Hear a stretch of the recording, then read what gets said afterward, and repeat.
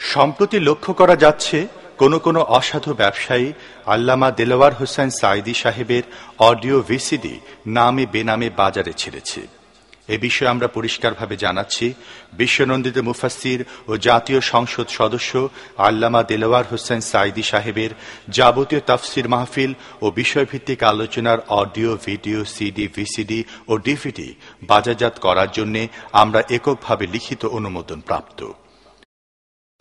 অন্য কোনো প্রতিষ্ঠানের এসব প্রোডাক্ট বাজারজাত করার কোন রকম লিখিত অনুমতি আল্লামা সাঈদীর পক্ষ থেকে নাই। কোনো ব্যক্তি বা প্রতিষ্ঠান এ জাতীয় কাজে যুক্ত থাকলে তার বিরুদ্ধে আইনগত ব্যবস্থা গ্রহণ করা হবে। এ ব্যাপারে আল্লামা সাঈদী আমাদেরকে অনুমোদন দিয়েছেন। ক্রেতা সাধারণের প্রতি অনুরোধ, আপনারা নিম্নমানের প্রোডাক্ট ক্রয় করে প্রতারিত হবেন না। অরিজিনাল প্রোডাক্ট ক্রয়ের সময় সিএইচপি মনোগ্রাম ও সিলভার ডিস্ক দেখে নিন।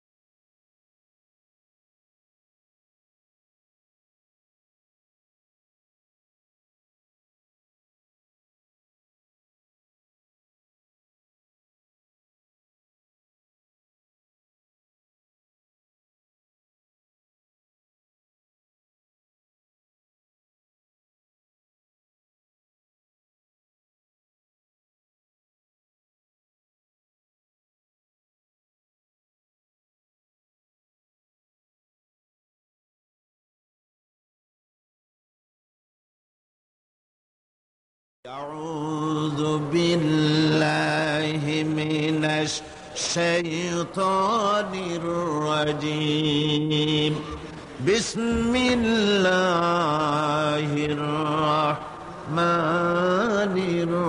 الرحيم বিতাড়িত মরদুদ শয়তানের ওয়াসওয়াসা থেকে আল্লাহর কাছে পানাহ চেয়ে নিচ্ছি। ولكن البر من آمن بالله واليوم الآخر والملائكة والكتاب والنبيين।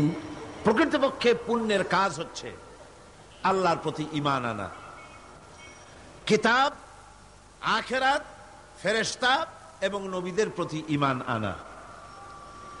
এটাই হলো প্রকৃতপক্ষের পুণ্যের এবং সৎ কাজের পূর্ব শর্ত। এটাই হলো আসল পুণ্যের কাজ, আসল সৎ কাজ। আল্লাহর প্রতি ঈমান, পূর্ব পশ্চিমে মুখ ঘুরানো, এটা একটি রূপক, এটা একটি উপমা, একটা দৃষ্টান্ত আল্লাহ দিয়েছেন। মূল কথা হচ্ছে, আসল কথা হচ্ছে, পূর্ব পশ্চিমে মুখ যতই ঘুরাও এটা কোনো মূল ব্যাপার নয় নেক কাজের জন্য। নেক কাজের মূল ব্যাপারটাই হলো আল্লাহর প্রতি ঈমান আনা। আর আল্লাহর প্রতি ঈমান আনার যে ব্যাপারটি, এ ব্যাপারে আমাদের মধ্যে তো কোনো, এইখানে যারা উপস্থিত আছি আমরা তো সবাই আল্লাহর প্রতি ঈমান এনেছি, কথা ঠিক কিনা গণ? আর ঈমানের মূল ভিত্তিটা কি? ভিত্তিটাই হলো, ফাউন্ডেশনটাই হলো লা ইলাহা ইল্লাল্লাহু মুহাম্মাদুর রাসূলুল্লাহ। জোরে সরে পড়েন, লা ইলাহা ইল্লাল্লাহ, লা ইলাহা ইল্লাল্লাহু মুহাম্মাদুর রাসূলুল্লাহ। এটাই হলো ঈমানের মূল ফাউন্ডেশন, মূল ভিত্তি। এখন ঈমানটা কি জিনিস? ঈমান আমনুন ধাতু থেকে, ধাতু থেকে নিষ্পন্ন হয়েছে।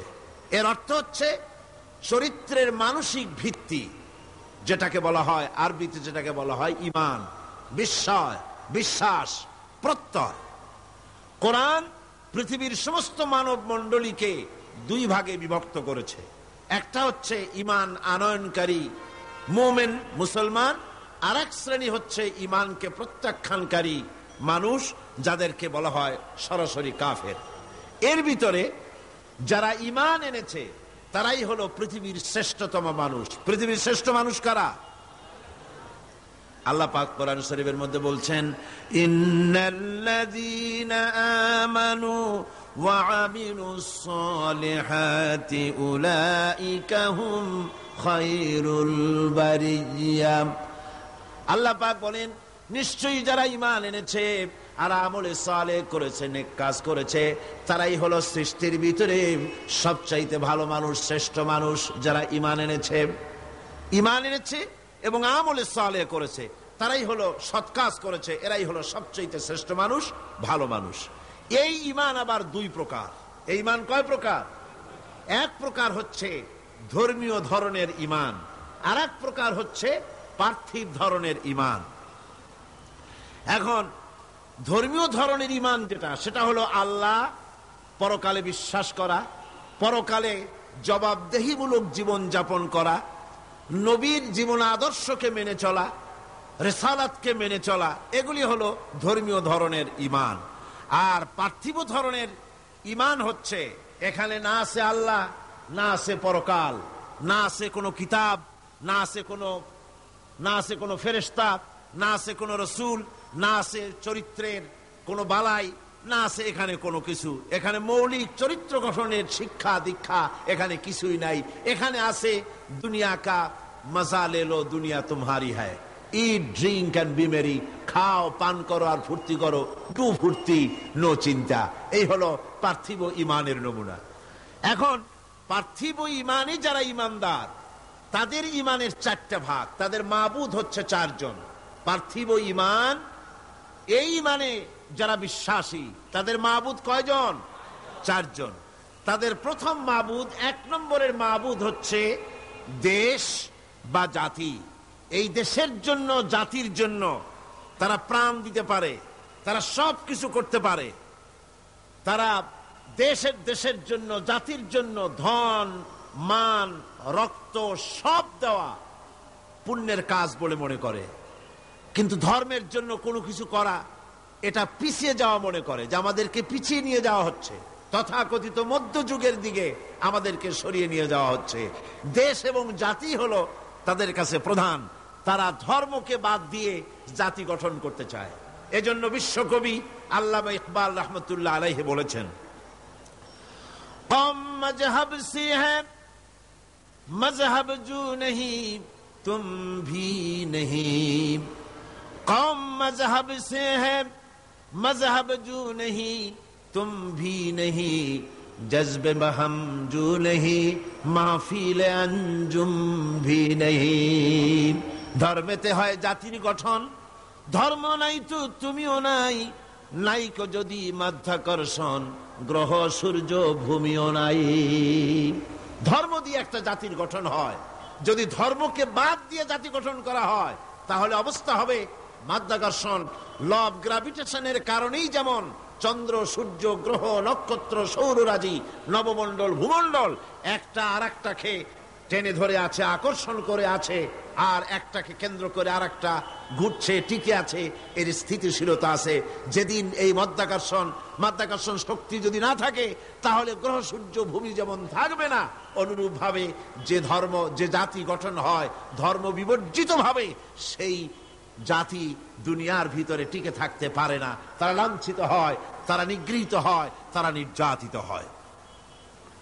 আল্লামা ইকবাল আরো সুন্দর করে বলছেন, ইনতাজা খুদাও মে বড়া সবসে वो वतन है, इन्ताजा खुदाओं में बड़ा सबसे वो वतन है, जो पिरहन इसका है वो मजहब का काफन है। এদের কাছে এই পার্থিব ঈমানদার যারা, তাদের কাছে যে তাদের এই যে দেশ এবং জাতি, এই দেশ এবং জাতির জন্য স্বাদেশিকতার জন্য, কওমের জন্য যেটা তারা করে, এটা ধর্মের জন্য কাফন হয়ে যায়। অর্থাৎ তারা যেভাবে দেশ এবং জাতির পূজা করে, এতে করে ধর্মকে কাফন পরিয়ে দেওয়া হয়। সেই জন্যে ধর্ম জাতি গঠন হতে পারে না যদি ধর্ম না থাকে। পার্থিবী মানে যারা ইমানদার, তারা ধর্ম বিবর্জিত ভাবেই তারা দেশ এবং কমকে তারা মর্যাদা দেয়। দেশের পানির ব্যাপারে, নদীর ব্যাপারে, গাছের ব্যাপারে, তরুলতার ব্যাপারে, সূর্যের ব্যাপারে অনেক গান রচনা করতে পারে। তাদের কবিতা শক্তি উচ্চারিত হতে থাকে, সুন্দর সুন্দর কবিতা সাহিত্য তারা লেখে। কিন্তু পার্থিব ইমানদার ব্যক্তি যারা, পার্থিব ইমানে যারা বিশ্বাসী, তাদের তৃতীয় খোদা হলো তাদের দেশের আইন। এই আইনকে তৈরি করে তারা নিজেরা, একে পূজাও করে তারা নিজেরা, একে জোড়া তালি দিয়ে টিকেও রাখে তারা নিজেরা। এই আইন তারা নিজেরাই তৈরি করে আর জোড়া তালি দিয়ে বাঁচায় রাখার চেষ্টা করে। যেমন বাংলাদেশের সংবিধান, এটি একটি আইন। এই সংবিধান তৈরি হয়েছে 1900 কত সনে? বলেন 1900 কত সনে? 1972 সালে বাংলাদেশের সংবিধান তৈরি হলো। বাংলাদেশের সংবিধান কতবার জোড়াতালি দেওয়া হয়েছে বলেন? তাও জানেন না মনে হয়। 12 বার। 12 বার বাংলাদেশের সংবিধানকে অ্যামেন্ডমেন্ট করা হয়েছে, জোড়াতালি দেওয়া হয়েছে, সংযোজন করা হয়েছে। এই আইন তৈরি করে তারা, জোড়াতালি দিয়ে বাঁচায়ও রাখে তারা। আমি বলে থাকি, যদি এই রেটে, এই রেশিও অনুযায়ী যদি জোড়াতালি দেওয়া চলতে থাকে, প্রতি 22 বছরে 12 বার অ্যামেন্ডমেন্ট করা হবে, তাহলে 70-80 বছর যেতে না যেতে এই সংবিধানের অরিজিনালিটি থাকবে। কম্বলের লোম বাঁচতে বাঁচতে আসল কম্বলের অস্তিত্বই শেষ হয়ে যাবে। এবার আপনারা বলেন, কোরআন শরীফ আল্লাহর এক সংবিধান। এই কোরআন শরীফটা কি? আল্লাহর এক সংবিধান। নাজিল হয়েছে কতদিন? 1400 বছর। এই দীর্ঘ 1500 বছরের মতো পার হয়ে গেল। কোরআনে কারিমের ভিতরে জোড়াতালি দেওয়া, অ্যামেন্ডমেন্ট করার প্রয়োজনীয়তা দেখা দিয়েছে কতবার? আর যারা জবাব দিলেন না তাদের মনে বুঝি সন্দেহ আছে? কতবার হয়েছে? ভবিষ্যতে হওয়ার কোন সম্ভাবনা আছে? নাই। কারণ এই সংবিধানটা আল্লাহর তৈরি। এটা কার তৈরি? আল্লাহ পাকের তৈরি। মানুষ যে সংবিধান তৈরি করে, যে আইন তৈরি করে, সেটা করে নিজস্ব জ্ঞান দিয়ে। আর মানুষের নিজস্ব জ্ঞান হচ্ছে সীমিত জ্ঞান। এই জ্ঞানে অতীত সে ভুলে যায়, ভবিষ্যৎ সে জানে না, বর্তমান সম্পর্কে সিদ্ধান্ত নিতে গিয়ে সে ভুল করে। কিন্তু আল্লাহ রাব্বুল আলামিন তিনি এমন এক সত্তা, যার কাছে অতীত কাল বলে কোনো কাল নাই, যার কাছে ভবিষ্যৎ কাল বলে কোনো কাল। আল্লাহর কাছে সবটা কাল কি? বলেন না, সবটা কাল কি? বর্তমান। সুতরাং বর্তমানের উপরে ভিত্তি করে যে আল্লাহ পাক আইনের কিতাব রচনা করেছেন, তার ভিতরে পরিবর্তনের প্রয়োজন কিয়ামতের এপাশে পরিবর্তন প্রয়োজন দেখা দিবে না। কোন আলহামদুলিল্লাহ। এই জন্যে কোরআন শরীফ বলছে, রাসূল করিম সাল্লাল্লাহু আলাইহি ওয়াসাল্লামের কাছে তারা বলতো, ইয়াকুলুনা হাল লানা মিনাল আমরি মিন শাই। তারা বলতো, হে নবী, আইন প্রণয়নের ব্যাপারে আমাদের কোনো অধিকার আছে কিনা, আমরা একটু অংশ নিতে পারি কিনা? আল্লাহ পাক জবাবে বললেন, কুল ইন্নাল আমরা কুল্লুহু লিল্লাহ। বলে দাও, আইন প্রণয়নের ব্যাপারে, হুকুম পরিচালনার ব্যাপারে সবটা এখতিয়ার কেবলমাত্র কার? জোরে সরে বলেন, কার? আল্লাহ পাক। কারণ এই পৃথিবীতে মানুষের কাছে আইন তৈরি করার মতো একটা গুরুত্বপূর্ণ বিষয় মানুষের হাতে ছেড়ে দেওয়া যায় না। ওই মানুষের হাতে যারা স্বার্থপরতায় ভোগে, যাদের মন সংকীর্ণ, যারা সামান্য সামান্য জিনিস নিয়ে স্বার্থপরতায় ভোগে, তারা এত বড় কাজ করতে পারে না। যদি আইন তৈরি করার দায়িত্ব তাদের দেওয়া হয়, তাহলে সর্বপ্রথম তারা আইন তৈরি করবে নিজেদের ভাষার স্বার্থে, দলের স্বার্থে, দেশের স্বার্থে, অঞ্চলের স্বার্থে, তারপরে করবে অন্য মানুষের জন্য। দেখেন, পৃথিবীতে সবচাইতে এসেনশিয়াল জিনিসগুলো এই জন্য আল্লাহ পাক নিজের হাতে রেখে দিয়েছেন, যেমন পানি, অক্সিজেন, বাতাস, এগুলি আল্লাহ নিজের হাতে রেখেছে। কারণ মানুষ তো আল্লাহ সৃষ্টি করেছেন, আল্লাহ জানেন এদের দুর্বলতা কোথায়। এরা মোটে সুযোগ পায় না, সুযোগ একটু পেলেই বলে ভাতে মারবো, পানিতে মারবো। আর এদের হাতে যদি আইন তৈরি করার দায়িত্ব দিয়ে দেওয়া হয়, আর এই সব গুরুত্বপূর্ণ জিনিস যদি তাদের হাতে তুলে দেওয়া হয়, তাহলে ক্ষমতায় যেতে পারলে তারা বিরোধী দলকে বলবে, আমাদের দলে না আসা পর্যন্ত, আমাদের বশ্যতা স্বীকার না করা পর্যন্ত বাতাস দেব না, অক্সিজেন দেব না, পানি দেব না। এই জন্যে সবচাইতে গুরুত্বপূর্ণ জিনিসগুলি আল্লাহ তার নিজের হাতে রেখেছেন। এই পৃথিবীতে পানি, আগুন, বাতাস, অক্সিজেন যেমন গুরুত্বপূর্ণ, এর থেকে কম গুরুত্বপূর্ণ নয় পৃথিবীর মানুষের জন্য একটি সার্বজনীন আইন। যেহেতু বাতাস থাকুক, বাতাস তো আছে পৃথিবীতে, বাতাসের অভাব নাই, পানির অভাব নাই, আগুনের অভাব নাই, অক্সিজেনের অভাব নাই, তারপরেও মানুষেরা আজ নির্যাতিত, নিষ্পেষিত, নারীরা অধিকার হারা, শ্রমিকরা অধিকার থেকে বঞ্চিত, কালো মানুষ সাদা মানুষের নির্যাতনে নাগরিক অধিকার থেকে বঞ্চিত। পৃথিবীর ছোট ছোট শক্তিগুলিকে বৃহৎ শক্তিগুলি শেষ করে দিচ্ছে। সুতরাং আইনের মতো এই গুরুত্বপূর্ণ একটি বিষয় আল্লাহ পাক নিজের হাতে রেখেছেন। কার হাতে রেখেছেন?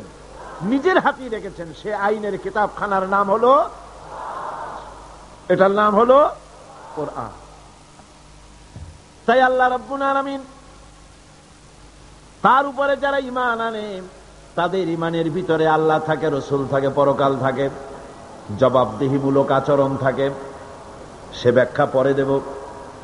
আর পার্থিব ঈমানে যারা বিশ্বাসী, পার্থিব ঈমান যাদের রয়েছে, পার্থিব ধরনের ঈমান যাদের, তাদের ঈমান হলো 3 নম্বরে হতেছে তাদের দেশের আইন, 4র্থ নম্বরে তাদের মাবুদ হচ্ছে, 4র্থ নম্বরের খোদা হচ্ছে তাদের কাছে তাদের নফস, প্রবৃত্তি। এই নফসের গোলামি তারা করে, প্রবৃত্তির গোলামি তারা করে, মন যা চায় তাই তারা করে। সেখানে কোনো বাধা নাই, সেখানে কোনো বিপত্তি নাই, সেখানে কোনো আইন নাই, নীতি নৈতিকতার কোনো বালাই নাই, মন যা চায় তাই তারা করে। এটা হলো 3 নম্বর সর্বশেষ মাবুদ। 4র্থ নম্বরের মাবুদ যেটা তাদের, তা হলো তাদের হিকমত এবং বিচক্ষণতা। এই হিকমত আর বিচক্ষণতা তাদের, এ দিয়ে তারা এখানে সামান্য কিছু, এই হিকমত দিয়ে, এই বিজ্ঞান দিয়ে, এই কলা কুশলতা দিয়ে, এই বিচক্ষণতা দিয়ে সামান্য কিছু তাদের কল্যাণ হলেও সার্বিকভাবে তাদের কোনো কল্যাণ বয়ে আসে না। এই 4 ধরনের মাবুদের উপরে বিশ্বাস থাকার কারণে তাদের নীতি নৈতিকতার সকল দরজা বন্ধ হয়ে যায়। তারা নিজের জ্ঞান, নিজের দেশ, নিজের আইন, নিজের জাতি, এর উপরে বিশ্বাস থাকে বলে তাদের ঊর্ধ্বতন এমন কোন ক্ষমতা, এমন কোন ক্ষমতাবান কেউ নাই বলে তাদের বিশ্বাস, যার কাছে তাদের জীবনের কোনো কিছুর হিসাব দিতে হবে। এই জন্য জবাবদেহিমূলক জীবনযাপন তারা করে না। আর করে না বলেই সেখানে সন্ত্রাস, হানাহানি, জেনা, ব্যভিচার, সমকামিতা, শয়তানি, বদমাশি, লুটতরাজি, এমন কোন কাজ নাই যা সেসব দেশে হয় না। এখন ঈমান এটা কোনো মৌখিক দাবির বিষয় নয়। ঈমান এনেছি এ কথা বললেই সারবে না। আল্লাহ রাব্বুল আলামিন কোরআনে কারীমের ভিতরে বলেছেন, ওয়া মিনান নাসি মান ইয়াকুলু আমান্না বিল্লাহি ওয়া বিল ইয়াউমিল আখির ওয়া মা হুম বিমুমিনিন। আল্লাহ রাব্বুল আলামিন বলেন, লোকেদের ভিতরে এমন বহু লোক আছে যারা বলে আল্লাহ এবং পরকালের উপরে বিশ্বাস স্থাপন করেছি। আল্লাহ বলেন, ওমা হুম বিমুমিনিন, এরা মুমিন না। লক্ষ্য করুন, যেখানে আল্লাহ এবং পরকালে বিশ্বাস করা হলো মৌলিক বিষয় ঈমানের, আল্লাহ এবং পরকালকে বিশ্বাস করেছি এ কথা বলার পরে আল্লাহ পাক বলছেন ওমা হুম বিমুমিনিন, এরা মুমিন না। কারণ কি? কারণ হচ্ছে এগুলি হচ্ছে তাদের মৌখিক দাবি। এই মৌখিক দাবির উপরে ভিত্তি করে ঈমান হয় না। পরিপূর্ণ ঈমান হচ্ছে যে আল্লাহর উপরে বিশ্বাস করা হচ্ছে, সেই আল্লাহর আইনকে, আল্লাহর হুকুম এবং আহকামকে জীবনের সকল ক্ষেত্রে মেনে চলাই হচ্ছে পরিপূর্ণ ঈমান। আর এই ঈমান যারা আনে তারাই হয় সেই ঈমানদার লোকেরাই পৃথিবীর মধ্যে সবচাইতে মর্যাদা সম্পন্ন। আর তাদের মর্যাদা সম্পর্কে আল্লাহ পাক কোরআন শরীফে বলছেন, যারা ঈমান আনে দুনিয়াও তাদের মর্যাদা হবে, আখিরাতেও মর্যাদা হবে। আল্লাহ রাব্বুল আলামিন বলেন, জাযাউহুম ইনদা রাব্বিহিম জান্নাতু আদনিন তাজরি মিন তাহতিহাল আনহার খালিদিনা ফিহা আবাদান। আল্লাহ পাক বলছেন, যারা নাকি ঈমান আনবে আমার উপরে আর আমলে সালেহ করবে, নেক কাজ করবে, তাদের জন্য পুরস্কার হলো সবুজ শ্যামল এমন জান্নাত আমি তাদের জন্য রেখেছি, যার নিচের থেকে শতত নহর প্রবাহিত। আর এই জান্নাতের ভিতরে তারা থাকবে, তারা সেখানে বসবাস করবে। রাদিয়াল্লাহু আনহুম ওয়া রাদু আনহু, আল্লাহ পাক তাদের উপরে সন্তুষ্ট যারা ঈমান এনেছে, যারা ঈমানের উপরে থেকেছে তাদের উপরে আল্লাহ সন্তুষ্ট, আর তারাও আল্লাহ রাব্বুল আলামিনের উপরে সন্তুষ্ট। যালিকা লিমান খাশিয়া রাব্বাহ, আর এটা এই জন্য যে তারা তাদের প্রভুকে ভয় করে চলেছে, তারা তাদের আল্লাহকে, তাদের রবকে ভয় করে জীবন যাপন করেছে। এই জন্য আল্লাহ রাব্বুল আলামিন কিয়ামতের দিন তাদেরকে পুরস্কৃত করবেন। ঈমান মুমিন ব্যক্তির শ্রেষ্ঠ অবলম্বন, ঈমান মুমিন ব্যক্তির শ্রেষ্ঠ অবলম্বন। আল্লাহ পাক কোরআনে কারিমে বলেন, ফামান ইয়াকফুর বিত্তাগুতি ওয়া ইউমিন বিল্লাহি ফাকাদ ইসতামসাকা বিল উরওয়াতিল উসকা লা ইনফিসামা লাহা ওয়াল্লাহু সামিউন আলিম। আল্লাহ পাক বলেন, যে ব্যক্তি ফামান ইয়াকফুর বিত্তাগুত, তাগুতকে যারা অস্বীকার করেছে, আর আমি আল্লাহর প্রতি যারা ঈমান এনেছে, তারা এমন এক অবলম্বন ধারণ করেছে যা কখনো তাদেরকে বিচ্ছিন্ন করবে না, ধ্বংস করে দিবে না। তাদেরকে কথাটা হলো, তাগুতকে প্রথমে অস্বীকার করা লাগবে। আল্লাহর উপরে ঈমান আনার আগে তাগুতকে অস্বীকার করতে হবে।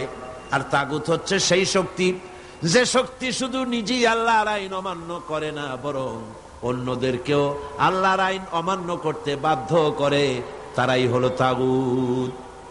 তা আমাদের অবস্থাটা কি? আমরা তাগুতের সাথে কম্প্রোমাইজ করে চলছি, আর আল্লাহর উপরেও ঈমান আনার কথা বলছি। কথা ঠিক কিনা বলেন? একদিকে আল্লাহর উপর ঈমান আনার কথা বলছি, আর একদিকে তাগুতের সাথে কম্প্রোমাইজ করছি। আল্লাহ বিরোধী আইন কানুন পৃথিবীতে যা আছে সেগুলিকে আমরা সমর্থন করে চলছি, আমরা বিরোধিতা করছি না। ফলে এই দুটি জিনিস একত্রিত হলে ঈমানের দাবি সঠিক হলো না। ঈমানের দাবি হলো এই, তাগুতকে অস্বীকার করতে হবে আর আল্লাহর প্রতি ঈমান আনতে হবে পরিপূর্ণভাবে। তাহলে আল্লাহ পাক বলেন, এমন কোন জিনিস নাই যে তাকে ধ্বংস করে দিতে পারে, তাকে ক্ষতিগ্রস্ত করতে পারে। ঈমান ছাড়া সকল নেক আমল নষ্ট হয়ে যাবে। মানুষের নেক আমল, প্রত্যেক মানুষ কিছু না কিছু ভালো কাজ করে। ঈমান যদি না থাকে তাহলে এই ভালো কাজের কোনো মূল্য নাই। কোরআনে কারিমে রব্বুল আলামিন বলেন, কুল হাল নুনাব্বিউকুম বিল আখসারিনা আমালা আল্লাযীনা দাল্লা সাইয়ুহুম ফিল হায়াতিদ দুনিয়া ওয়া হুম ইয়াহসাবুনা আন্নাহুম ইউহসিনুনা সুনআ। আল্লাহ পাক বলেন, নবী আপনি বলুন, আমি কি তোমাদেরকে বলবো না এই কথা যে আমলের দিক থেকে সবচাইতে ব্যর্থ কোন ব্যক্তি, আমলের দিক থেকে ব্যর্থ ক্ষতিগ্রস্ত কোন ব্যক্তি, তা কি বলবো না? সেটা হলো এই দুনিয়ার চেষ্টা সাধনায় যারা সঠিক পথে চলার কথা মনে করে, যারা ভ্রান্ত পথে চলেছে আর মনে করেছে এটাই আমরা ভালো কাজ করতেছে ফাসাদের কাজ, আর মনে মনে ভাবতেছে আমরা দেশ গড়ার কাজ করতেছি। যেমন পার্বত্য চট্টগ্রামে শান্তি বাহিনী নাম ওই বাহিনী যারা মানুষ মারে, সমানে মানুষ জবাহ করে, বাড়িতে আগুন লাগায়, মানুষগুলিকে শান্তিতে বসবাস করতে দেয় না। এদের নাম হয়েছে কি? শান্তি বাহিনী। খেরাত কা নাম রাখ দিয়া জুনুন আর জুনুন কা নাম খেরাত। পাগলপনার নাম বুদ্ধিপনা, আর বুদ্ধিপনার নাম হলো পাগলপনা। কানার নাম পদ্মলোচন। এই কথাই এখানে প্রযোজ্য। নিজেরা কাজ করে তারা মনে করে যে আমরা এটা সমাজের জন্য, দেশের জন্য ভালো কাজ করতেছি। আসলে এই কাজটি ঈমানের উপরে না থাকার কারণে এই কাজগুলির দ্বারা দেশ এবং জাতি ক্ষতিগ্রস্ত হচ্ছে, আর তারা মনে করছে আমরা খুব ভালো কাজ করছি। এই যে ঈমান ছাড়া, আল্লাহকে খুশি করার নিয়ত ছাড়া যে কাজগুলি তারা করছে, ওদের সম্পর্কে রব্বুল আলামিন বলেন, উলাইকাল্লাযীনা কাফারু বিআয়াতি রাব্বিহিম ওয়া লিকাইহি ফাহাবিতাত আ'মালুহুম ফালা নুকিমু লাহুম ইয়াওমাল কিয়ামাতি ওয়াজনা। এরা হচ্ছে সেই সব লোক যারা আল্লাহর সঙ্গে দেখা করাকে অস্বীকার করেছে। আমি তাদের এই ঈমান না থাকার কারণে তাদের সমস্ত নেক কাজগুলিকে নষ্ট করে দেব, বরবাদ করে দেব, এবং তাদেরকে কিয়ামতের দিন কোনো গুরুত্বই দেওয়া হবে না।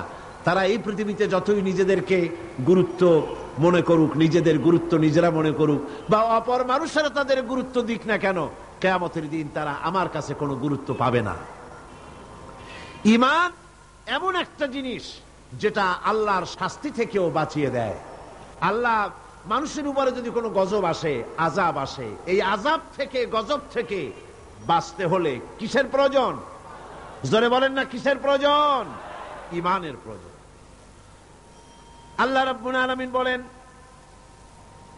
প্রচন্ড শাস্তি থেকে বাঁচার জন্য ঈমানের দরকার হবে। ইয়া আইয়ুহাল্লাযীনা আমানু হাল আদুল্লুকুম আলা তিজারাতিন তুনজিকুম মিন আযাবিন আলীম। হে বিশ্বাসীরা, আমি কি তোমাদেরকে এমন একটি ব্যবসার কথা বলবো না যে ব্যবসায় তোমাদেরকে কঠিন জাহান্নামের শাস্তি থেকে বাঁচায় দেবে? কোন সুবহানাল্লাহ। আল্লাহ জাহান্নামের শাস্তি থেকে বাঁচাবার জন্য ফর্মুলা দিচ্ছেন, বাতায় দিচ্ছেন। আমি এমন একটা ব্যবসার কথা তোমাদের বলি যে ব্যবসাটা করলে পরে জাহান্নামের কঠিন শাস্তি থেকে তোমরা বেঁচে যাবে। ব্যবসার কথা আল্লাহ পাক এই জন্য বললেন, মানুষের ব্যবসায় লাভবান হওয়ার ব্যাপারটায় খুব বেশি লোভ থাকে। ব্যবসায় লাভবান হওয়ার জন্য রাত জাগে, কষ্ট করে, পরিশ্রম করে। ব্যবসাটা মানুষ খুব ভালো বোঝে। এই জন্য কিয়ামতের দিনে নাকি এক ব্যক্তিকে উপস্থিত করা হবে, ফেরেশতা তাকে বলবে, এটা কোনো কোরআন হাদিস নয়, রূপক একটি কথা। ফেরেশতা তাকে জিজ্ঞেস করবে, সে লোকটা বড় ব্যবসায়ী, পৃথিবীতে নাম করা ব্যবসায়ী ছিল। ফেরেশতা তাকে প্রশ্ন করবে, আল্লাহর বান্দা, তোমার নেক এবং পাপ পাপ আর পুণ্য দুটোই সমান সমান হয়ে গেছে। বলো এখন তুমি কোথায় যাবা, দোজখে যাবে না বেহেশতে যাবা? ব্যবসায়ী লোকটি তখন বলবে, ভাই ফেরেশতা, আমি বেহেশতও চিনি না, দোজখও চিনি না, যেখানে গেলে পরে আমার 2 টাকা লাভ হবে আমার সেখানে পাঠায় দাও। তার মানে হচ্ছে ব্যবসাটা মানুষে খুব ভালো বোঝে, আর লাভ এর কথা শুনলে পরে মানুষ সেদিকে বেশি ঝুঁকে পড়ে। এই পৃথিবীর বুকে যত ব্যবসা আছে সমস্ত ব্যবসার ভিতরে লাভ আছে, নোকসানেরও সম্ভাবনা আছে। 100% লাভের সম্ভাবনা নিয়ে ব্যবসা কেউ করতে পারে না, করা সম্ভব নয়। আল্লাহ রাব্বুল আলামিন বলেন, আমার সঙ্গে যে ব্যবসাটা হবে ওই ব্যবসাটা হলো তিজারাতান লান তাবুর। এই ব্যবসার ভিতরে কোনো নোকসান নাই, কোনো রকমের ক্ষতি বা লসের কোনো সম্ভাবনা নাই। জোরে বলেন সুবহানাল্লাহ। জাহান্নাম থেকে যদি বাঁচতে চাও আমার সাথে ব্যবসা করো। সেই ব্যবসাটা কি? জাহান্নামের আযাব থেকে বাঁচতে হলে আল্লাহর সাথে যে ব্যবসাটা, সেই ব্যবসাটার নাম হলো ঈমান। সেই ব্যবসাটার নাম কি? ঈমান। তুমিনুনা বিল্লাহি ওয়া রাসূলিহি ওয়া তুজাহিদুনা ফি সাবিলিল্লাহি বিআমওয়ালিকুম ওয়া আনফুসিকুম যালিকুম খায়রুল লাকুম ইন কুনতুম তা'লামুন। এটা হলো আমার সঙ্গে ব্যবসাটা করো, পুঁজি খাটাও, 3টা পুঁজি খাটাও। সে 3টা পুঁজি হলো ইমানের উপরে ভিত্তি করে। একটা হলো আমি আল্লাহর উপরে ইমান, 2 নম্বরে আমার রাসূলের উপরে ইমান, আর আমার রাস্তায় জান আর মাল দিয়ে জিহাদ করা। এই ইমানের পুঁজি যদি খাটাতে পারো জাহান্নামের কঠিন শাস্তি থেকে আমি আল্লাহ বাঁচায় দেব। দুনিয়াও যত আযাব আসে গজব আসে, এটা হলো পরকালের কথা। দুনিয়ায় যত শাস্তি আছে গজব আসি, দুনিয়ার আযাব থেকেও বাঁচার জন্য আল্লাহ পাক বলেন ঈমান হলো একমাত্র অবলম্বন। ঈমান যদি থাকে দুনিয়ার আযাব থেকেও বাঁচায় দেব। ওয়ালাম্মা জাআ আমরুনা নাজ্জাইনা হুদাও ওয়াল্লাযীনা আমানু মাআহু বিরহমাতিম মিন্না ওয়ানাজ্জাইনাহুম মিন আযাবিন গালিয। আল্লাহ পাক বলেন, যখন আমার আযাবের ফয়সালা হয়ে গেল, চূড়ান্ত রূপে আযাবের ফয়সালা হয়ে গেল কওমে হুদের উপরে, আমি তখন হুদকে এবং তার উপরে যারা ঈমান এনেছিল, আমার উপরে যারা ঈমান এনেছিল, ঈমানদারদেরকে হুদের সঙ্গে আমি বাঁচাইয়া দিলাম, আমার গজব থেকে তাদেরকে রক্ষা করলাম। সুতরাং ঈমান হলো আসল জিনিস। সে আসল জিনিসের সাথে আমাদের সম্পর্ক খুবই কম। ঈমান হচ্ছে পৃথিবীর শান্তি এবং সমৃদ্ধির চাবিকাঠি। খাল কাটা অভিযানের মাধ্যমে সমৃদ্ধির চাবিকাঠি নয়। পৃথিবীতে আপনি তুত গাছ বেশি করে লাগাইয়া বেশি রকমের উৎপাদনমুখী অনেকগুলি কাজ করলেন, কিন্তু আপনার কাছে ঈমান নাই, আপনি পৃথিবীর ভিতরে শান্তি এবং সমৃদ্ধি লাভ করতে পারবেন না। আজ আমেরিকার মতো দেশ, যার প্রযুক্তির অভাব নাই, টেকনোলজির অভাব নাই, বিজ্ঞানের অভাব নাই, সবকিছু যার রয়েছে, সেই আমেরিকাও এখন অর্থনৈতিক সংকটে পড়ে গিয়েছে। এই অর্থনৈতিক সংকট থেকে বাঁচবার জন্য বেচারা, ওদের তো বুদ্ধি কম না, বুদ্ধি খুব ভালো। বুদ্ধি আল্লাহ যাদের বেশি হওয়ার কথা ছিল, আল্লাহ যাদের বুদ্ধি বেশি দেওয়ার কথা ছিল, যাদের বুদ্ধি বেশি হবে তাদের মগজই আজকে খালি হয়ে গেছে। আমেরিকা তার অর্থনৈতিক সংকটের কারণে বিশাল মাথা ভারী সৈন্য, এই এত সৈন্য পুষবে কি করে? কষ্ট হয়ে গেছে, মুসিবত হয়ে গেছে এই বিরাট সেনাবাহিনী তার জন্য। কি চালাক, কি বুদ্ধি তার! সে বুদ্ধি করে সাদ্দামকে বলে দিল, তোমার কিছু সংখ্যক সৈন্য কুয়েতের বর্ডার দিয়ে একটু মার্চ করাই আনো, যুদ্ধ টুদ্ধ দরকার নাই, খালি একটা মার্চ করাই নিয়ে আসো। সাদ্দাম তার 60,000 সৈন্য কুয়েতের বর্ডার দিয়ে মার্চ করায় নিয়ে আসলো। কুয়েত তো শীত, মার্স দেখেই তার অবস্থা কাহিল। আমেরিকা বলল কোনো ভয় নাই, এ সাদ্দাম ভারী দুষ্ট, তোমারে শেষ করবে, আমি আসতেছি, আমি থাকতে তোমার ভরসা কি, মানে এই ভয় কি। সাহায্য চাওয়ার আগেই 2 লক্ষ সৈন্য পাঠিয়ে দিল কুয়েতে। এই 2 লক্ষ সৈন্য, সাদ্দাম তো শুধু মার্চ করে, তার সৈন্য ব্যারাকে পাঠিয়ে দিয়েছে। 2 লক্ষ সৈন্য কুয়েতের বুকে আজ অবস্থান করছে। এই 2 লক্ষ সেনাবাহিনীকে খাওয়া পরা, তাদের বেতন, তাদের চিকিৎসা, তাদের সামরিক মহড়া, সব খরচ বহন করতে হবে কুয়েতকে এবং সৌদি আরবিয়াকে। দেখেন অবস্থা।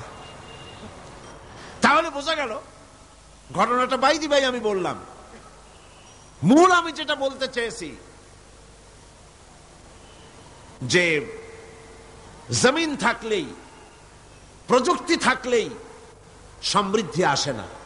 সমৃদ্ধির জন্য, স্বস্তির জন্য, স্থিতিশীলতার জন্য, সবকিছুর জন্য প্রয়োজন হচ্ছে ঈমান। সবকিছুর জন্য প্রয়োজন কি? ঈমান। ঈমানটা এলেই, জমিনটা তো আল্লাহর, জমিনটা কার? আল্লাহ রাব্বুল আলামিন বলেছেন, আমি যেখান থেকে শুরু করেছিলাম ভূমিকার ভিতরে, যেখানে বলেছিলাম ওয়ালাউ আন্না আহলাল কুরআ আমানু ওয়াত্তাকাউ লাফাতাহনা আলাইহিম বারাকাতিম মিনাস সামাই ওয়াল আরদ।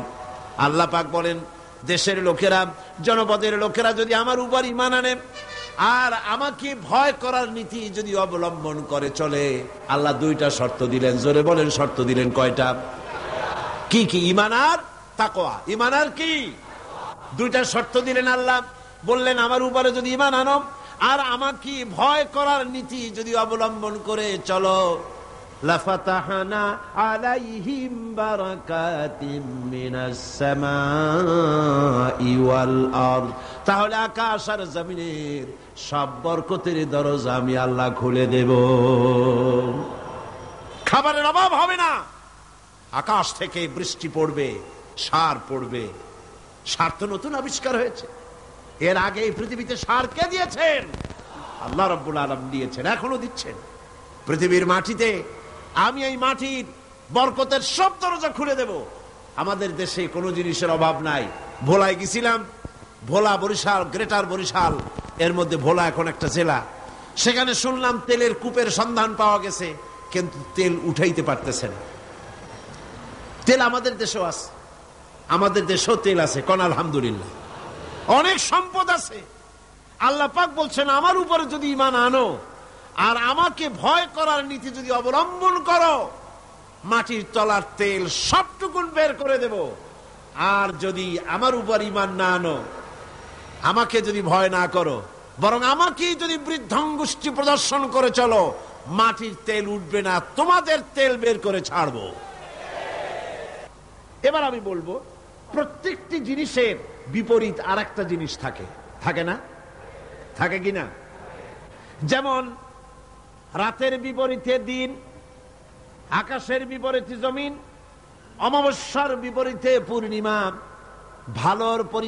ভালোর বিপরীতে মন্দ, সত্যের বিপরীতে মিথ্যা, আবার সুন্নতের বিপরীতে বেদাত, তাওহীদের বিপরীতে শিরক।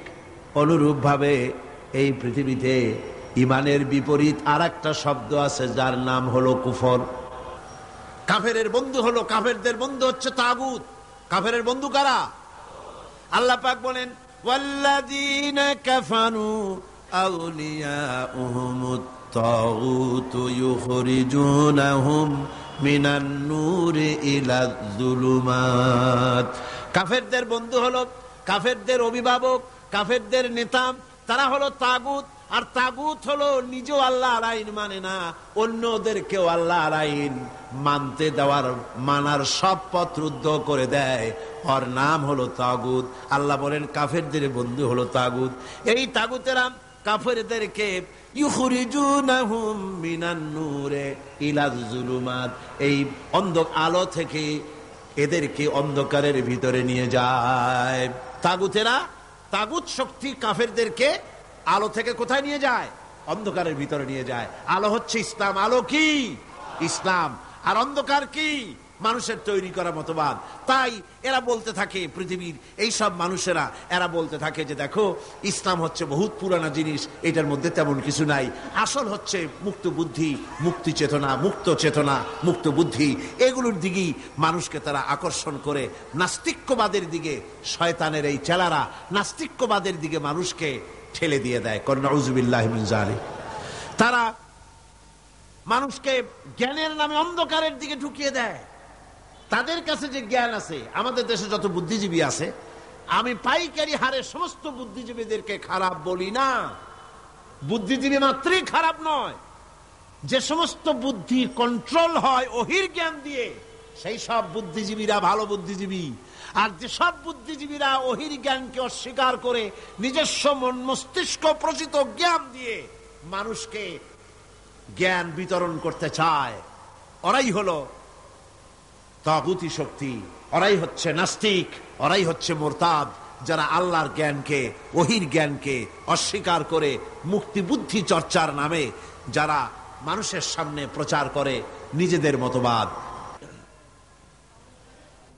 সৃষ্টি স্রষ্টাকে তৈরি করেছে, মানুষেরা বুদ্ধি করে চিন্তা ভাবনা করে একটা স্রষ্টা বানায়েছে। আসলে স্রষ্টা বলতে কেউ নাই। জোরে কর নাউযুবিল্লাহ। এরা নিজেদেরকে খুব বুদ্ধির ঢেকি মনে করে এক একজন। যেমন আবুল হেকাম মনে করত আবু জাহেলের নাম ওহী আসার আগে ওর নাম কি ছিল?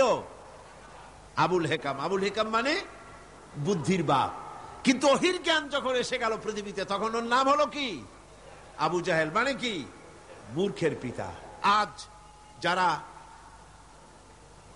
বুদ্ধিজীবীর নামে, মুক্ত বুদ্ধি চর্চার নামে ইসলামের বিরুদ্ধে কথা বলছে, ইসলামের বিরুদ্ধে কথা বলতে পারাটাই যেন প্রগতিশীলতার একটা প্রমাণ।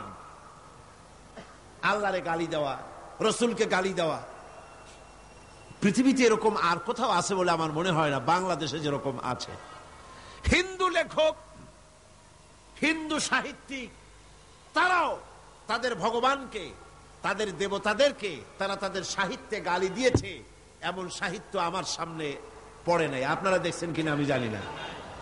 খ্রিস্টানেরা তাদের গডকে, তাদের যিশুকে গালি দিয়ে তাদের সাহিত্যিক কবিরা কোন কবিতা সাহিত্য লিখেছে বলে আমার জানা নাই। কিন্তু এই সব মুসলমান নামের কুলাঙ্গার, মুসলমান নামের অযোগ্য, বুদ্ধিজীবী নামের কলঙ্ক, নর্দমার কীট জাতীয় এই সব লোকেরা আল্লাহকে অস্বীকার করেছে।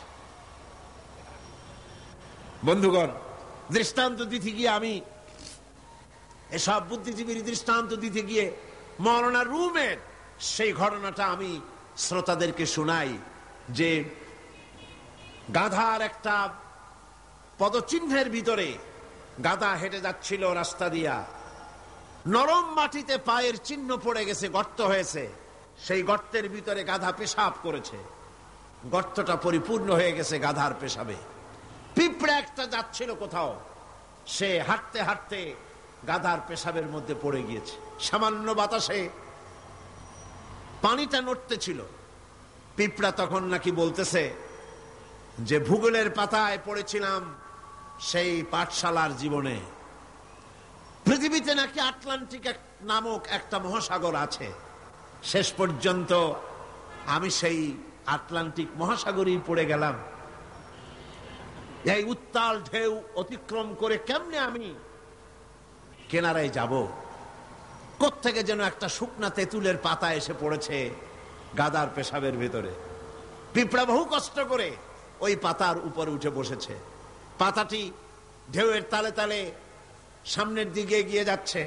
পিঁপড়া এখন খুব দাম্ভিকতার সাথে, অহংকারীর সাথে পিঁপড়া বলছে, ইতিহাসের পাতায় পড়েছিলাম পৃথিবীতে নাকি টাইটানিক নামক বিরাট এক জাহাজের অস্তিত্ব ছিল।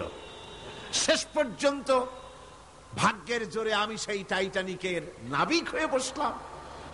কি সাংঘাতিক! আমি আজ টাইটানিকের গর্বিত নাবিক, আর এই আটলান্টিকের উত্তাল ঢেউ পাড়ি দিয়ে চলছে আমি আমেরিকা আবিষ্কারের জন্য। গাধার পেশাবের ভিতরে তেঁতুলের পাতায় বসে পিঁপড়ার যে অহংকার, আমার দেশের তথাকথিত নাস্তিক মোরতাদ জাতীয় বুদ্ধিজীবীরা এর চাইতেও নিকৃষ্ট।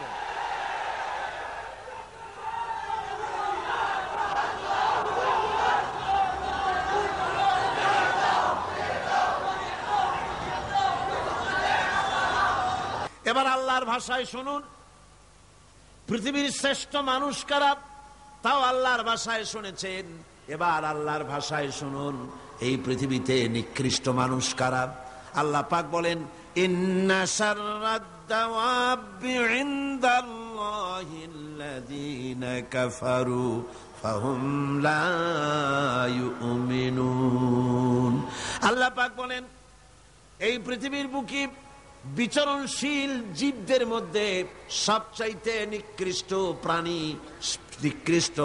প্রাণী বা জীব হচ্ছে তারা যারা নাকি ঈমান আনে নাই। যারা ঈমান আনে নাই তারাই হলো, অর্থাৎ যারা নাস্তিক, যারা মুরতাদ, তারা হলো পৃথিবীর যারা কাফের, তারা হচ্ছে পৃথিবীর সবচাইতে নিকৃষ্ট প্রাণী। এই পৃথিবীতে বিচরণশীল জীব প্রাণী যত আছে আল্লাহর দৃষ্টিতে নিকৃষ্ট হচ্ছে কারা? নাস্তিক এবং মুরতাদ। এদের জন্য শাস্তি আল্লাহ রাব্বুল আলামিন বলেন, কাফির দুনিয়া এবং আখিরাতের উভয় জায়গায় শাস্তি তারা পাবে, কোন জায়গায় তাদের শান্তি হবে না। ফাআম্মাল্লাযীনা কাফারু ফাউআযিবুহুম আযাবান শাদীদান ফিদ দুনিয়া ওয়াল আখিরাহ ওয়া মা লাহুম মিন নাসিরিন। যারা নাকি কুফরি করেছে, আমাকে অস্বীকার করেছে, আমার আইনকে অবজ্ঞা করেছে, অস্বীকার করেছে, তাদেরকে দুনিয়া এবং আখিরাতে আমি লাঞ্ছিত করব এবং তারা কোনো সাহায্যকারী পাবে না। কাফের হচ্ছে, নাস্তিক এবং মুরতাদরা হচ্ছে চতুষ্পদ জানোয়ারের মতো নির্বোধ। এরা নিজেদেরকে বুদ্ধিমান বলে দাবি করে, কিন্তু আল্লাহর কথায় এরা হচ্ছে নির্বোধ চতুষ্পদ জানোয়ারের মতো। কিসের মতো বলুন? জানোয়ারের মতো।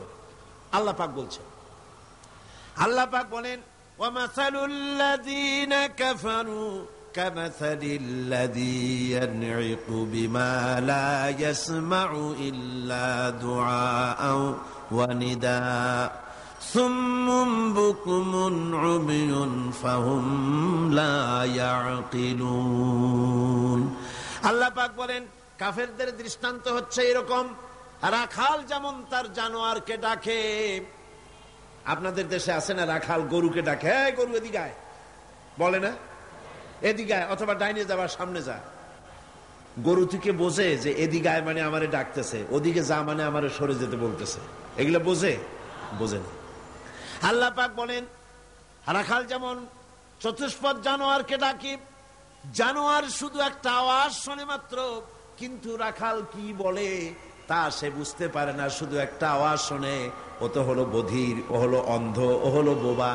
অনুরূপ ভাবে যারা কাফের, তারাও কোরআনের কথা শোনে, হক তারা দেখে, হকের আওয়াজ তারা শোনে, কিন্তু ওই চতুষ্পদ জানোয়ারের মতো একটা আওয়াজ শোনে, কি বলে তা তারা বোঝে না। অন্তর থাকতে, বিবেক থাকতে তারা হককে বোঝে না, চোখ থাকতে হককে দেখে না, কান থাকতে হকের কথা তাদের কানের মধ্যে ঢুকে, মনের গহীনে বুঝে, মনের গহীনে পৌঁছে, সেটার অনুসরণ তারা বোঝে না, চিন্তাও করে না। এদের অবস্থা হলো উলাইকা কাল আনআম, এরা হলো চতুষ্পদ জানোয়ারের মতো। আল্লাহ পাক বলেন, শুধু জানোয়ার বললে হয় না, বালহুম আদাল, বরং জানোয়ারের চাইতেও নিকৃষ্ট। যারা নাকি কাফের, যারা নাস্তিক, যারা মুরতাদ, তারা জানোয়ারের চাইতেও নিকৃষ্ট, চতুষ্পদ জন্তুর চাইতেও খারাপ। কাফের নাস্তিক মুরতাদদের সারা জীবনের সাধনা নিষ্ফল। কোরআন বলছে, ভালো করে শোনেন, কোরআন বলছে যারা কাফের, ঈমান যারা আনে নাই, যারা নাস্তিক, যারা মুরতাদ, তাদের সারা জীবনের সমস্ত সাধনা সব কি? ব্যর্থ, নিষ্ফল।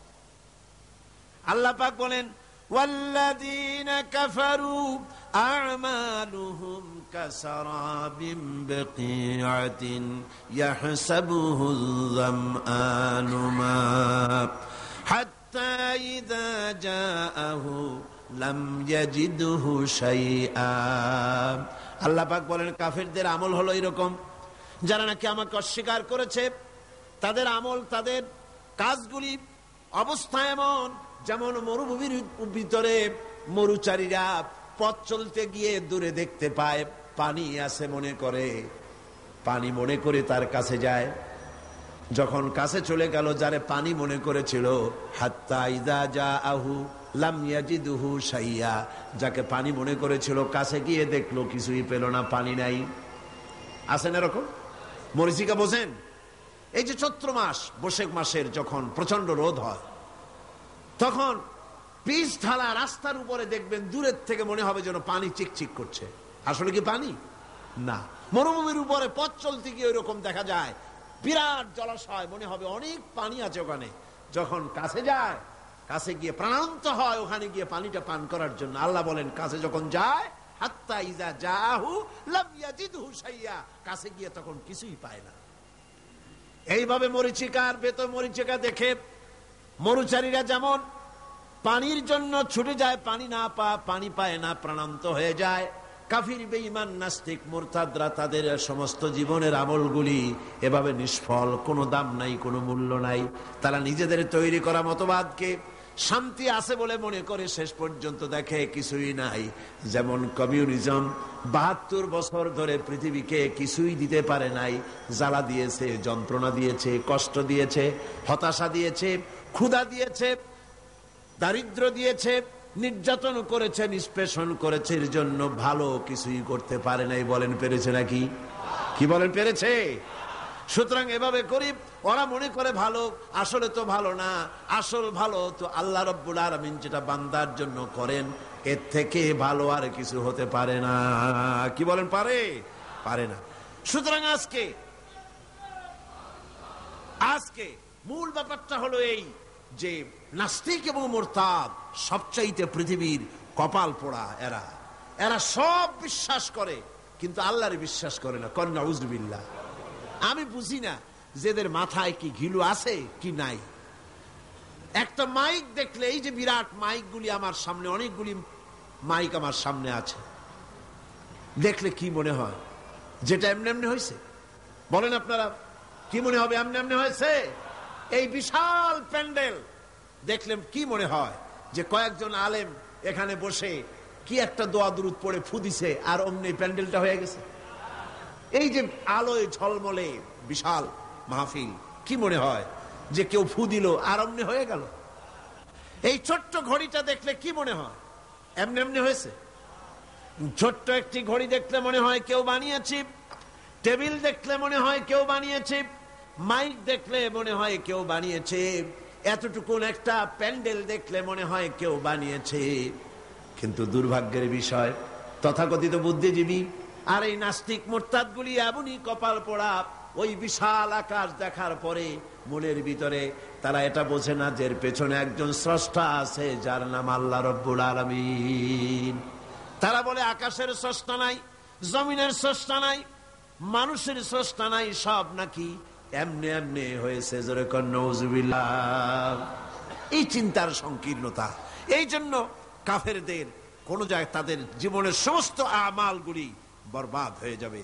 আর কুফরি অবস্থায় তারা যদি তওবা না করে, কাফেরেরা, মুরতাদরা, নাস্তিকরা তওবা করে যদি ঈমানের পথে ফিরে না আসে, তাহলে তাদের মৃত্যুর পর তাদের উপরে লানত সকলের, আল্লাহ, ফেরেশতা, সকলের লানত।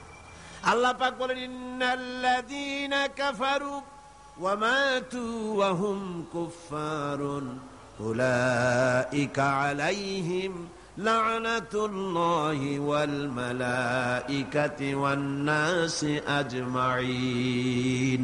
যারা নাকি কাফের, আমাকে অস্বীকার করেছি, আমার আইনকে অস্বীকার করেছে, আমার সঙ্গে বিদ্রোহী, বিদ্রোহিতা পোষণ করেছে, আর এই অবস্থায় যদি তার মৃত্যু হয়ে যায় কুফরি হালতে, তাহলে আল্লাহ, ফেরেশতা এবং সমস্ত সৃষ্টিকুলের লানত তার উপরে, জোরে কর নাউজুবিল্লাহ। এরপরে মৃত্যুর পর কাফির নাস্তিকেরা যখন চলে যাবে, জাহান্নামের ভিতরে যখন যাবে, সেখানেও তাদের কোনো চিৎকারে কাজ হবে না, সাহায্যকারী মিলবে না। দুনিয়াও অশান্তি, আখিরাতেও অশান্তি, শান্তি কোথাও মিলবে না। জাহান্নামের ভিতরে তো অবস্থাটা এমন হবে, লা ইয়ামুতু ফিহা ওয়ালা ইয়াহইয়া, সেখানে তারা বাঁচবেও না মরবেও না, এমন এক দুরবস্থার মধ্যে তারা কাটাবে। সেখানে বসে তারা ওয়াহুম ইয়াস্তারিখুনা ফিহা রব্বানা আখরিজনা না'মাল সালিহান গায়রাল্লাযী কুন্না না'মাল। সেই জাহান্নামের ভিতরে বসে তারা চিৎকার করবে আর বলবে, রব্বুল আলামিন, মেহেরবানি করে আমাদের কি আর একবার জমিনে পাঠায় দাও, এইবার যদি পৃথিবীতে ফিরে যেতে পারি, ভালো ভালো কাজ করব, অন্যায় কাজ আর করব না, সুবিশাব হয়ে যাব, নামাজ পড়ব, দিনদার হব, ইমানদার হব। আল্লাহ বলবেন, আওয়ালাম নুআম্মিরুকুম, আমি কি হায়াত দিয়েছিলাম না? করলে তার ভিতরে বহুত কিছুই করতে পারতে, আর তোমাদের কাছে সতর্ককারীও এসেছিল, তা তোমরা মানো নাই, ঈমান আনো নাই। আজকে চিৎকার মেরে কোনো কাজ হবে না। ফাযুকু ফামা লিয-যালিমিনা মিন নাসীর, এই পাপের শাস্তি এখন ভোগ করতে থাকো, তোমাদের জন্য কোনো সাহায্যকারী তোমরা পাবে না, কোনো সাহায্যকারী পাবে না। জাহান্নামের আগুনই একমাত্র তোমাদের স্থান। জোরে কর নাউজুবিল্লাহ, জোরে বলেন নাউজুবিল্লাহ। কাফেররা দৃশ্যত যদি কোনো ভালো কাজ করেও, তা কখনো মুমিনদের কাজের সমান হবে না। কারণ সুবহানাল্লাহ, কাফেররা ভালো কাজ করে না, করে কিনা? করে, কিছু তো ভালো কাজ করে, অনেক ভালো কাজ করে। ভালো কাজ, ভালো কাজ মানে কি? মানুষের কল্যাণের জন্য, জীবের কল্যাণের জন্য অনেক ভালো কাজ কাফেরেরাও করে। কিন্তু কাফেরদের ভালো কাজ কখনো মুমিনের ভালো কাজের সমান হবে না। আল্লাহ রাব্বুল আলামিন বলেন, আজআলতুম সিকায়াতাল হাজ্জ ওয়া ইমারাতাল মাসজিদিল হারামি কামান আমানা বিল্লাহি ওয়াল ইয়াউমিল আখির وجاهد في لله لا يستوون عند الله। আল্লাহ পাক বলেন, হাজীদের পানি পান করায়াম আর মসজিদে হারামের খেদমত করে তোমরা কি তাদের সমান হতে চাও যারা নাকি আমার উপর ঈমান এনেছে, পরকালকে বিশ্বাস করেছে আর আমার রাস্তায় জিহাদ করেছে? এই উভয় দল সমান আমার কাছে সমান হতে পারে না। লা ইস্তাউনা ইনদাল্লাহ, আমার কাছে এরা সমান নয়। হাজীদের পানি পান করানো কাফেরেরা পান করাতো আর মসজিদে হারামের খেদমত করতো, এই দিয়ে তাদের মনের মধ্যে একটা ফখর ছিল যে আমরাও তো মুসলমানের চাইতে ভালো কাজ কম করি না, আমরা হাজীদের পানি পান করাই, হাজীদের পানি পান করাই, তারপরে মসজিদে হারামের খেদমত করি, কম তো কিছু করি না। আল্লাহ বলেন, যারা ঈমান আনলো, যারা আমার আখিরাতকে বিশ্বাস করলো, যারা আমার রাস্তায় জিহাদ করলো, জান দিল, মাল দিল, কখনো এই উভয় দল আমার কাছে সমান নয়। আল্লাযীনা আমানু ওয়া হাজারু ওয়া জাহাদু ফি সাবিলিল্লাহি বিআমওয়ালিহিম ওয়া আনফুসিহিম আ'যামু দারাজাতান ইনদাল্লাহ ওয়া উলাইকা হুমুল ফাইজুন। আল্লাহ পাক বলেন, যারা নাকি ঈমান এনেছে আর আমার রাস্তায় হিজরত করেছে আর জিহাদ করেছে আমার দ্বীনকে প্রতিষ্ঠা করার জন্য, মাল দিয়ে আর জান দিয়ে, আমার কাছে তাদের বিরাট মর্যাদা। আর ওরাই হলো কামিয়াব, ওরাই হলো সফল কাম, কিয়ামতের দিন তারাই সফল হবে। জোরে বলেন সুবহানাল্লাহ। সুতরাং কাফেরদের কোনো ভালো কাজও মুমিনদের কাজের সমান হবে না, এবং ভালো কাজের মূল্যায়ন কিয়ামতের দিন তাদের হবে না, কারণ তারা ভালো কাজগুলি করেছিল নিজেদের সুনামের জন্য, আল্লাহকে সন্তুষ্ট করার জন্য নয়। ভাইয়েরা আমার, ঈমানের এখানেই হচ্ছে ঈমানের এই গুরুত্ব। ঈমান আসল ব্যাপার, জীবনের সবচাইতে গুরুত্বপূর্ণ বিষয় হলো ঈমান। আল্লাহর উপরে ঈমান এনে সেই ঈমানের উপরে নিজেদেরকে যদি টিকায় রাখা যায়, আল্লাহর উপরে ঈমান এনে সেই ঈমান অনুযায়ী আল্লাহর হুকুম অনুযায়ী যদি জীবন পরিচালনা করা যায়, এটার নামই হচ্ছে ঈমান। এই ঈমানের গুরুত্ব কোরআন শরীফে সর্বাধিক দেওয়া হয়েছে। অনুরূপভাবে ইসলামের 16 আনাটা মানতে হবে, আপোষ রফা করতে হবে, আল্লাহর হুকুমের সামনে মস্তককে অবনত করে দিতে হবে। আল্লাহ যা বলেছেন প্রশ্নাতীত ভাবে, বিনা প্রশ্নে, নির্দ্বিধায় আল্লাহর হুকুমের সামনে আইন মেনে নেওয়াটাই হলো মুমিনের কাজ। এর দৃষ্টান্ত আমাদের জাতির পিতা হযরতে ইব্রাহিম আলাইহিস সালাম। হযরত ইব্রাহিম আলাইহিস সালামকে আল্লাহ রাব্বুল আলামিন বলেছেন, ইয ক্বালা লাহু রাব্বুহু আসলিম ক্বালা আসলামতু লিরাব্বিল আলামিন। আল্লাহ পাক তার খলিল ইব্রাহিমকে বললেন, আনুগত্য করো, আনুগত্যের মস্তক অবনত করে দাও, সারেন্ডার করো। ইব্রাহিম আলাইহিস সালাম কোনো প্রশ্ন তোলেন নাই, কোন ব্যাপারে সারেন্ডার করব। আল্লাহ যখনই বলেছেন মাথা নত করো, সারেন্ডার করো, আত্মসমর্পণ করো, কোন রকমের প্রশ্ন ছাড়াই আমাদের জাতির পিতা হযরতে ইব্রাহিম আলাইহিস সালাম ঘোষণা করে দিলেন, আসলামতু লিরাব্বিল আলামিন। আপনারাও পড়েন, আসলামতু লিরাব্বিল আলামিন। সারেন্ডার হয়ে গেলাম, আত্মসমর্পিত হয়ে গেলাম আকাশ এবং জমিনের মালিকের সামনে। এটাই হলো ঈমানের দাবি। এটা কিসের দাবি? ঈমানের দাবি। আল্লাহ যা বলবেন সেটার সামনে মাথা নত করে দেওয়া, এটাই হলো ঈমানের পরিচয়। আজকে ঈমানের পরিচয়ের উপরই আমি কথা বলতেছিলাম। এই ঈমানের পরীক্ষা আল্লাহ রাব্বুল আলামিন ইব্রাহিম আলাইহিস সালামকে দিয়ে যে পরীক্ষা নিয়েছিলেন, গোটা পৃথিবীর মানুষকে তা শিক্ষা দেওয়ার জন্যই এই পরীক্ষা আল্লাহ দিয়েছিলেন। আল্লাহ পাক তাকে অর্ডার করলেন বিবি বাল বাচ্চাকে মরুভূমিতে ছেড়ে আসতে। হযরত ইব্রাহিম আপত্তি করেন নাই, মেনে নিয়েছিলেন। মরুভূমির ভিতরে বিবি বাল বাচ্চাকে ছেড়ে আসতেন, যেখানে খাবার নাই, পরার নাই, যেখানে গাছ নাই, পালা নাই, বাড়ি নাই, ঘর নাই, সেখানে ফেলে দিয়ে আসলেন। আবার এই ছেলে যখন বড় হলো, আল্লাহ রাব্বুল আলামিন অর্ডার করলেন ছেলেকে জবাহ করে দাও। ইব্রাহিম আলাইহিস সালাম কোনো আপত্তি করেন নাই, বরং ছেলেকে বলেছেন, ইয়া বুনাইয়া ইন্নী আরা ফিল মানাম আন্নী আযবাহু, আমি স্বপ্নে দেখেছি আমি যেন তোমাকে জবাহ করতেছি, এখন তোমার রায় কি আমাকে বলো। ছেলেও বিদ্রোহ করলো না। ছেলে কি পয়গম্বর না? ছেলেও বিদ্রোহ করেন নাই। ছেলে বললেন, ছেলে কিন্তু একথা বলেন নাই, আব্বা আমার মায়ের সাথে আমার বাচ্চা অবস্থায় আপনি ফেলে দিয়ে গিয়েছিলেন, খাবার দেন নাই, পরার দেন নাই, আশ্রয় দেন নাই, রুবুবিয়ত করেন নাই, প্রতিপালন করেন নাই, এখন কোন অধিকারে আমাকে জবাব করতে আসলেন? এ কথা বলেন নাই। বরং ছেলে জবাব দিলেন, মুসলমান কারে বলে, ঈমান কাকে বলে, সারেন্ডার কাকে বলে, ঈমানের পরিচয় কি, তার দৃষ্টান্ত হচ্ছে ইসমাঈল আলাইহিস সালাম ঘোষণা করে দিলেন, ইয়া আবাতি ফাল মা তু'মারু সাতাজিদুনি ইনশাআল্লাহু মিনাস সাবিরিন। হে আমার পিতা, আপনি যা আদিষ্ট হয়েছেন আপনি তা পালন করুন, আমি আমার মাথা নত করে দিলাম। আপনি আপনার হুকুম, আল্লাহ যে হুকুম করেছেন হুকুম পালন করেন, আমাকে ধৈর্যধারীদের মধ্যে আপনি পেয়ে যাবেন। ভাইরা আমার, আল্লাহ রাব্বুল আলামিন বলেন, ফালাম্মা আসলামা ওয়া তাল্লাহু লিল জাবিন। দুইজন আত্মসমর্পিত হয়ে গেল। বাবার হাতে ছুরি, ছেলেকে কাজ করেছে, জবাহ করবে। আর আল্লাহ রাব্বুল আলামিন, তার তো ইচ্ছা নাই ছেলে জবাহ হোক, আল্লাহর ইচ্ছা হলো গোটা দুনিয়ার মানুষ ঈমানের ট্রেনিং পেয়ে যাক। গোটা পৃথিবীর মানুষ মোমেন কারে বলে, সারেন্ডার কারে বলে, মুসলমান কারে বলে, তার দৃষ্টান্ত শিখুক। দৃষ্টান্ত সেট হয়ে গেল। আল্লাহ পাক ইব্রাহিমকে ডেকে বললেন, ওয়ানাদাইনাহু আইয়া ইব্রাহিম قد صدقت الرؤيا إنا كذلك نجزي المحسنين। ইব্রাহিম, তুমি তোমার স্বপ্নকে বাস্তবে রূপ দিয়েছো, আর আমি এভাবেই মুহসিন ব্যক্তিদেরকে পুরস্কৃত করে থাকি।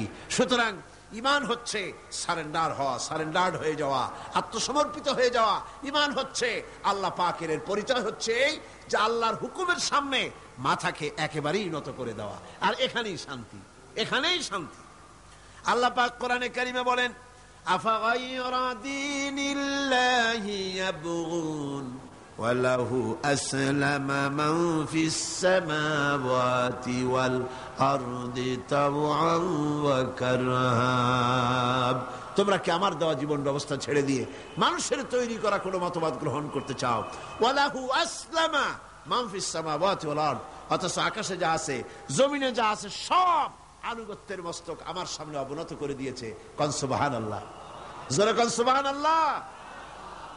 আর আনুগত্যের মস্তক তারা অবনত করে দিয়েছে বলে সংঘর্ষ নাই, মারামারি নাই। অত বড় চাঁদ, অত বড় বিরাট সূর্য, গ্রহ, নক্ষত্র, সৌররাজি, নবমণ্ডল, ভূমণ্ডল, কোনো মারামারি নেই। আছে মারামারি?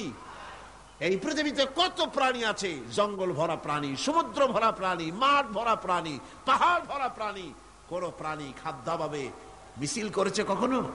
বাংলাদেশ সরকারের কাছে দাবি করেছে যে আমাদের সন্তান জন্মের মতো হচ্ছে, আমাদের খাদ্য খুব কমে গেছে, কিছু পরিবার পরিকল্পনার যন্ত্রপাতি আমাদের জঙ্গলে পাঠায় দাও। বলেছে কেউ? কেউ বলে নাই। কারণ ওখানে শান্তিতে ভরা, ওখানে ওরা সবাই আল্লাহর উপরে, আল্লাহর আইন মেনে চলছে, আল্লাহর হুকুম মেনে চলছে। সুতরাং মোমেন ব্যক্তির কাজই হচ্ছে আল্লাহর সামনে সারেন্ডার হয়ে যাওয়া। ইমানের এটাই হচ্ছে পরিচয়।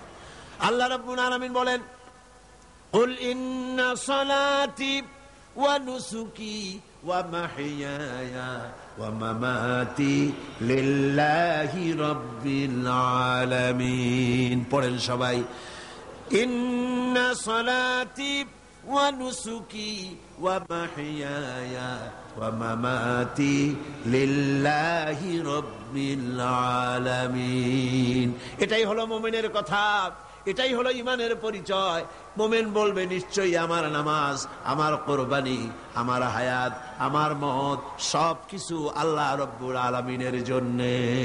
বাঁচবো আল্লাহর জন্য, নামাজ পড়বো আল্লাহর জন্য, যাকাত দিব আল্লাহর জন্য, চাঁদা দিব আল্লাহর জন্য, নির্বাচন করবো আল্লাহর জন্য, ভোট দিব আল্লাহর জন্য, বক্তৃতা করবো আল্লাহর জন্য, পৃথিবীতে বেঁচে থাকবো আল্লাহর জন্য, জীবন দেব আল্লাহর জন্য। আমার বাঁচা মরা সব কার জন্য? চিল্লায় বলেন, আরো জোরে চিল্লায় বলেন, কার জন্যে? আর এইভাবে যদি আল্লাহর জন্য জান মাল সবকিছু আমাদের কোরবানি করতে বলাই হয়েছে, কারণ ইন্নাল্লাহা আশতারা মিনাল মুমিনিনা আনফুসাহুম ওয়া আমওয়ালাহুম বিআন্না লাহুমুল জান্নাহ। আল্লাহ পাক বলেন, আমি আমার মুমিনের জান এবং মালকে সবটা আমি খরিদ করে নিয়েছি, বিনিময় মুমিনকে আমার জান্নাত দান করেছি। জোরে বলেন সুবহানাল্লাহ। বিনিময় তাদের জন্য বেহেশত। সুতরাং ইমানের, আজকে আমি ইমানের পরিচয় বললাম, কালকে ইমানের বাকি অধ্যায় আপনাদের সামনে আলোচনা করব ইনশাআল্লাহ। মুনাজাতের জন্য দাঁড়ানো ভাইরা বসেন, যত লোক দাঁড়িয়ে আছেন সব বসেন। আল্লাহুম্মা আমিন। রব্বানা যালামনা আনফুসানা ওয়া ইন লাম তাগফির লানা ওয়া তারহামনা লানাকুনান্না মিনাল খাসিরিন। আয় আল্লাহ তাআলা, বিশাল এই তাফসীরুল কোরআন মাহফিল, দীর্ঘক্ষণ ধরে আমরা তোমার দ্বীনের কথা, কোরআনের কথা আলোচনা করেছি। মেহেরবানি করে সওয়াবটুকুন জনাবে মুহাম্মদ রাসূলুল্লাহ সাল্লাল্লাহু আলাইহি সাল্লামের রূহ মুবারকে পৌঁছে দাও। আয় আল্লাহ তাআলা, আমাদের মধ্য থেকে আমাদের মা বাপ যাদের দুনিয়া থেকে বিদায় হয়ে গেছে, কবরগুলিকে কোরআনের বরকতে জান্নাতের টুকরায় পরিণত করে দাও। ও রব্বির হামহুমা কামা রব্বায়ানি সগীরা। পড়েন সবাই, রব্বির হামহুমা কামা রব্বায়ানি সগীরা। যত মানুষ মাহফিলে আসে, প্রত্যেকের বাড়ি ঘর তুমি হেফাজত করো, যাতায়াতের পথ আসান করে দিও, কোরআনের হেদায়েত আমাদের সকলের নসিব করে দিও। আয় আল্লাহ, একখানা দোয়া করি, রব্বুল আলামিন, এই বাংলাদেশ কি তুমি দয়া করে মেহেরবানি করে গৃহযুদ্ধের হাত থেকে বাঁচাইয়া দিও। রব্বুল আলামিন, আর্মি শাসন থেকে, ভারতীয়, আমেরিকার, দেশি বিদেশি সব রকমের ষড়যন্ত্র, আধিপত্যবাদ, সাম্রাজ্যবাদী সব রকমের খপ্পড় থেকে এই দেশকে তুমি হেফাজত করে দিও। রব্বুল আলামিন, এই মাহফিলকে কিয়ামত পর্যন্ত তুমি কবুল করে নাও। রব্বানা তাকাব্বাল মিন্না ইন্নাকা আনতাস সামিউল আলিম ওয়া তুব আলাইনা ইন্নাকা আনতাত তাওয়াবুর রহিম। সুবহান রাব্বিকা রাব্বিল ইজ্জাতি আম্মা ইয়াসিফুন ওয়া সালামুন আলাল মুরসালিন আলহামদুলিল্লাহি রাব্বিল আলামিন। ওয়াজআল আখিরা কালিমাতিনা ইনদাল মাউত লা ইলাহা ইল্লাল্লাহু মুহাম্মাদুর রাসূলুল্লাহ।